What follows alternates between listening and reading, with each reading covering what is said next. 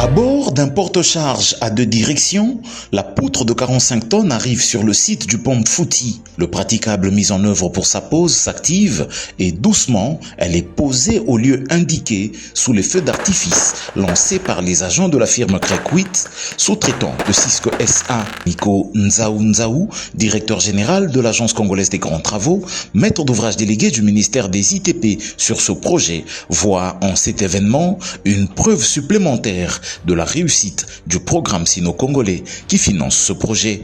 Cet événement s'inscrit dans une logique d'activité qui font que les projets, les rocades, dans les deux sens, c'est un projet qui est dans les délais et qui va se terminer normalement.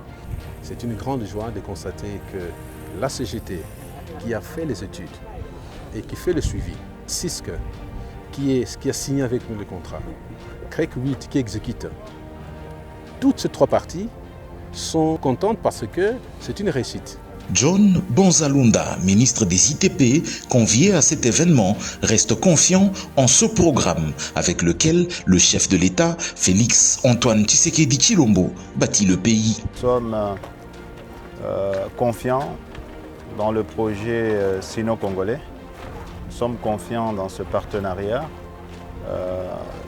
conduit par son Excellence Félix Antoine Tshisekedi Tshilombo, président de la République, qui est celui qui conduit la croisade dans les domaines des infrastructures.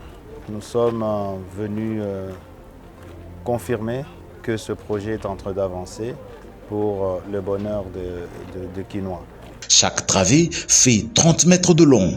Il en faudra 28 pour couvrir toute la surface du pont Mfuti, dont certaines des assises ont été forées jusqu'à 20 mètres de profondeur. Pour lier la théorie à la pratique apprise à l'école, des étudiants de la faculté polytechnique de Kinshasa ont également assisté à cet événement majeur dans la vie de ce projet de la mise en œuvre des rocades de Kinshasa.